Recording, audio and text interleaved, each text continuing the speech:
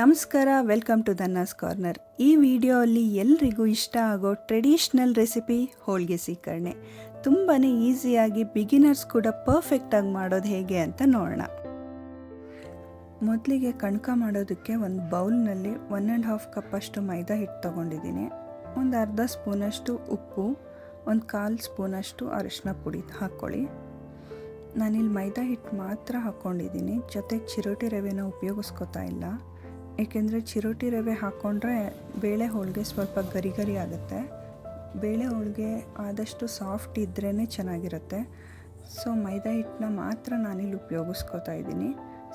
ಸ್ವಲ್ಪನೇ ನೀರು ಹಾಕೋತಾ ಮೈದಾ ಹಿಟ್ಟನ್ನ ಚಪಾತಿ ಹಿಟ್ಟಿಗಿಂತ ಇನ್ನೂ ಸ್ವಲ್ಪ ಸಾಫ್ಟ್ ಆಗೋ ಹಾಗೆ ಕಲಸಿಟ್ಕೊಳ್ಳಿ. ನಾನಿಲ್ಲಿ ಮೊದಲೇ ಎಣ್ಣೆ ಹಾಕ್ಕೊಂಡಿಲ್ಲ ಮೈದಾ ಹಿಟ್ಟಿಗೆ. ಮೊದಲೇ ಎಣ್ಣೆ ಹಾಕ್ಕೊಂಡ್ಬಿಟ್ರೆ ಮೈದಾ ಜಿಗಿಟ್ ಬಿಟ್ಕೊಳ್ಳಲ್ಲ, ಅದಕ್ಕೋಸ್ಕರ ಮೊದಲೇ ಎಣ್ಣೆ ಹಾಕ್ಕೊಳ್ಳಲ್ಲ. ಈ ಸ್ಟೇಜಲ್ಲಿ ಒಂದು 5 ಸ್ಪೂನಷ್ಟು ಎಣ್ಣೆ ಹಾಕ್ಕೊಂಡು ಮೈದಾ ಹಿಟ್ಟನ್ನ ಚೆನ್ನಾಗಿ ನಾದ್ಬಿಟ್ಟು ಒಂದು ಅರ್ಧ ಗಂಟೆ ಆದರೂ ಮುಚ್ಚಿಟ್ಬಿಡಿ. ಆವಾಗ ಮೈದಾ ಹಿಟ್ಟು ಚೆನ್ನಾಗಿ ನೆಂದ್ಕೊಂಡಿರುತ್ತೆ. ನಮಗೆ ಹೋಳಿಗೆ ತಟ್ಟಕ್ಕೂ ತುಂಬಾ ಈಸಿ ಆಗುತ್ತೆ. ನೀವೆಷ್ಟು ನಾದ್ತಿರೋ ಅಷ್ಟು ಮೈದಾ ಹಿಟ್ಟು ಚೆನ್ನಾಗಿ ಜಿಗಿಟ್ ಬಿಟ್ಕೊಂಡು ಹೋಳಿಗೆ ಅಷ್ಟು ಚೆನ್ನಾಗಿ ಈಸಿಯಾಗಿ ಬರುತ್ತೆ ನಿಮಗೆ ತಟ್ಟೋದಕ್ಕೆ. ಈಗ ಹೂರಣ ಮಾಡ್ಕೊಳ್ಳೋದಕ್ಕೆ ಒಂದು 5 ಗ್ಲಾಸಷ್ಟು ನೀರನ್ನ ಕುದಿಯೋಕ್ಕಿಡಿ. ಈ ನೀರಿಗೆ ಒಂದು 1/4 ಸ್ಪೂನಷ್ಟು ಅರಿಶಿನ ಮತ್ತು ಒಂದು 2 ಸ್ಪೂನಷ್ಟು ಎಣ್ಣೆನ ಹಾಕ್ಕೊಳ್ಳಿ. ಇದರಿಂದ ಬೇಗ ಬೇಳೆ ಬೇಯುತ್ತೆ ಅಂತ ಅಷ್ಟೇ, ಟೇಸ್ಟ್ ಏನೂ ವ್ಯತ್ಯಾಸ ಆಗಲ್ಲ. ನೀರು ಚೆನ್ನಾಗಿ ಕುದಿಬೇಕು. ಒನ್ಸ್ ನೀರು ಕುದಿ ಬಂದಮೇಲೆ ನಾನು ಮೊದಲೇ ತೊಳೆದಿಟ್ಕೊಂಡಿರೋ ಅಂಥ 1.5 ಕಪ್ಪಷ್ಟು ತೊಗರಿಬೇಳೆನ ಹಾಕೋತಾ ಇದ್ದೀನಿ. ಬೇಳೆ ಎಷ್ಟು ಬೇಯಬೇಕು ಅನ್ನೋದು ಹೋಳಿಗೆ ಮಾಡಬೇಕಾದ್ರೆ ತುಂಬ ಇಂಪಾರ್ಟೆಂಟ್ ಆಗುತ್ತೆ. ಬೇಳೆ ಬೆಂದ ಮೇಲೆ ಕೈಯಲ್ಲಿ ಹಾಕಿ ನೋಡಿದ್ರೆ ಅದು ಕಟ್ ಆಗಬಾರ್ದು.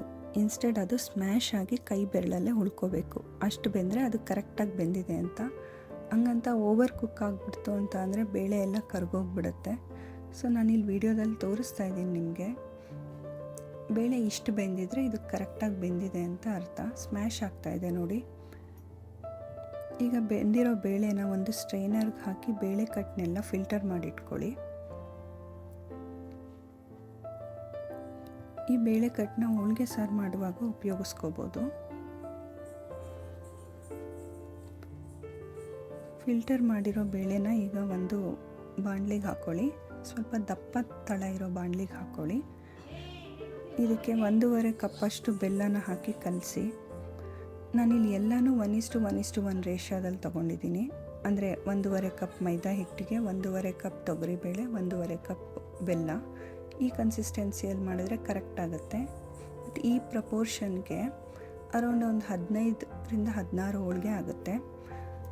ಇಲ್ಲಿ ಫ್ಲೇವರ್ಗೋಸ್ಕರ ನಾನೊಂದು 3 ಏಲಕ್ಕಿನ ಸೀಳ್ಬಿಟ್ಟು ಹಾಕೋತಾ ಇದ್ದೀನಿ. ಇದರಿಂದ ಟೇಸ್ಟ್ ತುಂಬ ಚೆನ್ನಾಗಿರುತ್ತೆ. ಮತ್ತು ಇಲ್ಲಿ ಮಿಸ್ ಮಾಡದೆ ಹಾಕೋಬೇಕಾಗಿರೋ ಇಂಗ್ರೀಡಿಯೆಂಟ್ ಏನು ಅಂತ ಅಂದರೆ ಅದು ಹಸಿ ಕಾಯಿ ತುರಿ.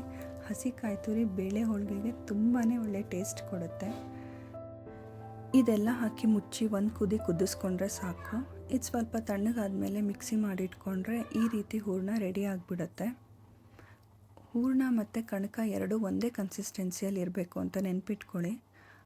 ಆವಾಗಷ್ಟೇ ಹೋಳಿಗೆ ಹೂರಣ ಒಂದು ಕಡೆ ಕಣಕ ಒಂದು ಕಡೆ ಆಗದೆ ಪರ್ಫೆಕ್ಟಾಗಿ ಬರುತ್ತೆ. ಈಗ ಹೋಳಿಗೆ ಮಾಡೋಕ್ಕೆ ನಾನು 2 ಬಟರ್ ಪೇಪರ್ ತೊಗೊಂಡಿದ್ದೀನಿ. ನೀವು ಯಾವ ನಾರ್ಮಲ್ ಅಂಗಡಿಯಲ್ಲಿ ಹೋಗಿ ಕೇಳಿದ್ರೂ ಹೋಳಿಗೆ ಪೇಪರ್ ಅಂತ ಕೇಳಿದ್ರೆ ಕೊಡ್ತಾರೆ. ನಾನಿಲ್ಲಿ 2 ಬಟರ್ ಪೇಪರ್ಗೂ ನೀಟಾಗಿ ಆಯಿಲ್ ಹಾಕಿ ಸ್ಪ್ರೆಡ್ ಮಾಡಿ ಇಟ್ಕೋತಾ ಇದ್ದೀನಿ. ಹೋಳಿಗೆ ಬಟರ್ ಪೇಪರಿಗೆ ಹತ್ತಲ್ಲ ಅಂತ ಅಷ್ಟೇ ಇದು. ಈಗ ಒಂದು ಬಟರ್ ಪೇಪರ್ ಮೇಲೆ ಒಂದು ನಿಂಬೆಹಣ್ಣಿನ ಗಾತ್ರದಷ್ಟು ಕಣಕ ತಗೊಂಡು ಅದನ್ನು ನೀಟಾಗಿ ಸ್ಪ್ರೆಡ್ ಮಾಡ್ಕೊಳ್ಳಿ. ಕಣಕ ಎಷ್ಟು ತೊಗೊಂಡಿರ್ತೀರೋ ಅಷ್ಟೇ ಹೂರಣನೂ ತೊಗೊಳ್ಳಿ. ಇಲ್ಲ ಅಂತ ಅಂದರೆ ಹೂರಣ ಏನಾದರೂ ಜಾಸ್ತಿ ಆಯಿತು ಅಂದರೆ ಹೂರಣ ಎಲ್ಲ ಕಣಕದಿಂದ ಹೊರಗೆ ಬಂದುಬಿಡುತ್ತೆ. ಸಪೋಸ್ ಏನಾದರೂ ಕಣಕ ಏನಾದರೂ ಜಾಸ್ತಿ ಆಯಿತು ಅಂತ ಅಂದರೆ ಹೋಳಿಗೆ ಸುತ್ತ ಹಿಟ್ಟಿಟ್ಟು ಹಾಗೇ ಉಳ್ಕೊಂಬಿಡುತ್ತೆ. ನಿಮಗೆ ಕೈಯಲ್ಲಿ ತಟ್ಟೋದು ಕಂಫರ್ಟ್ ಇದ್ದರೆ ಕೈಯಲ್ಲೇ ತಟ್ಕೊಳ್ಳಿ. ಇಲ್ಲಿ ನಾನು ಬಿಗಿನರ್ಸ್ಗೆ ಅಂತ ಈಸಿ ಟ್ರಿಕ್ಸ್ನ ತೋರಿಸ್ತಾ ಇದ್ದೀನಿ. ಈಗ ಮೇಲೊಂದು ಹೋಳಿಗೆ ಪೇಪರ್ನ ಇಟ್ಕೊಂಡು ವಿಡಿಯೋದಲ್ಲಿ ತೋರಿಸಿರೋ ಥರ ನೀಟಾಗಿ ಸ್ಪ್ರೆಡ್ ಮಾಡಿ. ಈ ರೀತಿ ಮಾಡೋದ್ರಿಂದ ಹೋಳಿಗೆ ಅರಿಯಲ್ಲ ಮತ್ತು ನೀವೇನಾದರೂ ಫಸ್ಟ್ ಟೈಮ್ ಹೋಳಿಗೆ ಮಾಡ್ತಾಯಿದ್ರೆ ಪರ್ಫೆಕ್ಟಾಗಿ ಶೇಪ್ ಬರುತ್ತೆ. ಇದು ತುಂಬಾ ಈಸಿಯಾಗಿ ಹೋಳಿಗೆ ಮಾಡ್ಬೋದು. ನೀವು ಫಸ್ಟ್ ಟೈಮ್ ಹೋಳಿಗೆ ಮಾಡ್ತಾಯಿದ್ರು ಯಾರಿಗೂ ಗೊತ್ತಾಗೋದೇ ಇಲ್ಲ, ಅಷ್ಟು ನೀಟಾಗಿ ಬಂದಿರುತ್ತೆ. ನೋಡಿ ಇಲ್ಲಿ ಹೋಳಿಗೆ ಹೇಗೆ ಬಂದಿದೆ ಅಂತ. ಸುತ್ತ ಹಿಟ್ಟು ಉಳ್ಕೊಂಡಿಲ್ಲ ಮತ್ತು ಹೂರಣನೂ ಹೊರಗೆ ಬಂದಿಲ್ಲ.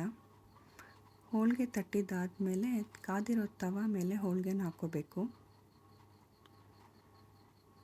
ಮೀಡಿಯಮ್ ಫ್ಲೇಮಲ್ಲೇ ಹೋಳಿಗೆನ ಸುಟ್ಕೋಬೇಕು. ಫ್ಲೇಮ್ ಏನಾದರೂ ಜಾಸ್ತಿ ಆಯಿತು ಅಂತ ಅಂದರೆ ಹೋಳಿಗೆ ಸುಟ್ಟೋಗೋ ಚಾನ್ಸಸ್ ತುಂಬ ಇರುತ್ತೆ. ಸಪೋಸ್ ಫ್ಲೇಮ್ ಏನಾದರೂ ಕಮ್ಮಿ ಇತ್ತು ಅಂದರೆ ಹೋಳಿಗೆ ಸಾಫ್ಟಾಗಿ ಬರಲ್ಲ. ಸೊ ಮೀಡಿಯಮ್ ಫ್ಲೇಮಲ್ಲೇ ತುಪ್ಪ ಹಾಕ್ಕೊಂಡು ಎರಡೂ ಕಡೆನೂ ಸುಟ್ಕೋಬೇಕು. ಆವಾಗಲೇ ಹೋಳಿಗೆ ಸಾಫ್ಟಾಗಿ ಚೆನ್ನಾಗಿ ಬರುತ್ತೆ. ಎರಡು ಸೈಡ್ ತುಪ್ಪ ಹಾಕಿ ಸುಟ್ಕೊಳ್ಳೋದ್ರಿಂದ ಟೇಸ್ಟ್ ಇನ್ನೂ ಹೋಳಿಗೆದು ಎನ್ಹ್ಯಾನ್ಸ್ ಆಗುತ್ತೆ. ಸೊ ಬಿಸಿ ಬಿಸಿ ಹೋಳಿಗೆ ರೆಡಿ. ಹೋಳಿಗೆಗೆ ದಿ ಬೆಸ್ಟ್ ಕಾಂಬಿನೇಷನ್ ಅಂತ ಅಂದರೆ ಮಾವಿನ ಹಣ್ಣಿನ ಸೀಕರಣೆ.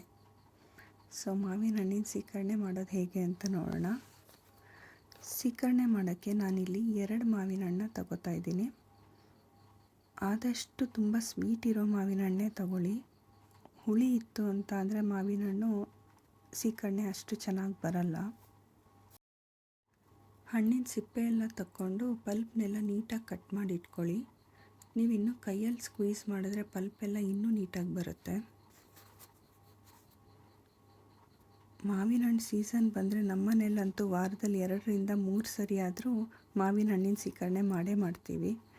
ಇದು ಹೋಳಿಗೆಗೆ, ಬಿಳಿ ಹೋಳಿಗೆಗೆ, ಚಪಾತಿಗೆ ಎಲ್ಲದಕ್ಕೂ ತುಂಬಾ ಚೆನ್ನಾಗಿರುತ್ತೆ.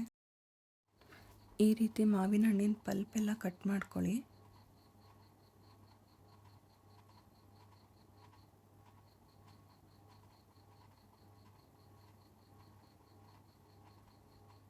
ನಿಮಗೆ ಎಷ್ಟು ಮಾವಿನ ಹಣ್ಣು ಬೇಕೋ ಅಷ್ಟು ಮಾವಿನ ಹಣ್ಣು ಯೂಸ್ ಮಾಡ್ಕೊಳ್ಳಿ. ಇದು ಫ್ರೆಶ್ ಆಗಿರುವಾಗಲೇ ಚೆನ್ನಾಗಿರುತ್ತೆ. ಸೊ ಮಾಡಿಟ್ಟು ಒಂದು 2 ಗಂಟೆ 3 ಗಂಟೆ ಎಲ್ಲ ಬಿಟ್ಟು ತಿಂದರೆ ಅಷ್ಟು ಚೆನ್ನಾಗಿರಲ್ಲ. ನೀವು ಯಾವಾಗ ತಿಂತೀರೋ ಆವಾಗಲೇ ಫ್ರೆಶ್ ಆಗಿ ಮಾಡ್ಕೊಳ್ಳಿ. ಹಣ್ಣಿನ ಸ್ವೀಟ್ನೆಸ್ ಅಡ್ಜಸ್ಟ್ ಮಾಡೋದಕ್ಕೆ ಇಲ್ಲಿ ಬೇಕಾಗಿರೋ ಅಷ್ಟು ಸಕ್ಕರೆ ಹಾಕ್ಕೊಳ್ಳಿ. ನಾನೊಂದು 3 ಸ್ಪೂನ್ ಹಾಕ್ಕೊಂಡಿದ್ದೀನಿ. ಮತ್ತು ಫ್ಲೇವರ್ಗೋಸ್ಕರ ಏಲಕ್ಕಿ ಪೌಡರ್ ಹಾಕ್ಕೊಳ್ಳಿ. ಒಂದು ಚಿಟಿಕೆ ಉಪ್ಪು ಹಾಕಿ ಚೆನ್ನಾಗಿ ಮಿಕ್ಸ್ ಮಾಡ್ಕೊಳ್ಳಿ. ಹಣ್ಣನ್ನ ಚೆನ್ನಾಗಿ ಸ್ಮ್ಯಾಶ್ ಮಾಡ್ತಾ ಮಿಕ್ಸ್ ಮಾಡ್ಕೋಬೇಕು. ಸೊ ದಟ್ ಹಣ್ಣಿನ ಪಲ್ಪೆಲ್ಲ ನೀಟಾಗಿ ಜ್ಯೂಸ್ ಬಿಟ್ಕೊಳ್ಳುತ್ತೆ. ಅಷ್ಟೇ, ಈಸಿಯಾಗಿ ಮಾವಿನ ಹಣ್ಣಿನ ಸೀಕರಣೆ ರೆಡಿ ಆಗೋಯಿತು. So the best authentic food ಹೋಳಿಗೆ ಸೀಕರಣೆನ ನಾನು ಕೊಟ್ಟಿರೋ ಟಿಪ್ಸ್ ಮತ್ತು ಟ್ರಿಕ್ಸ್ನ ಫಾಲೋ ಮಾಡಿ ನಿಮಗೆ ಹೇಗೆ ಬಂತು ಅಂತ ಕಮೆಂಟ್ ಮಾಡಿ ತಿಳಿಸಿ. ನಿಮಗೇನಾದರೂ ಈ ರೆಸಿಪಿ ಇಷ್ಟ ಆಗಿದ್ದರೆ ಲೈಕ್ ಮಾಡಿ, ಶೇರ್ ಮಾಡಿ ಮತ್ತು ಧನ್ನಾಸ್ ಕಾರ್ನರ್ನ ಸಬ್ಸ್ಕ್ರೈಬ್ ಮಾಡೋದು ಮರಿಬೇಡಿ. Thank you.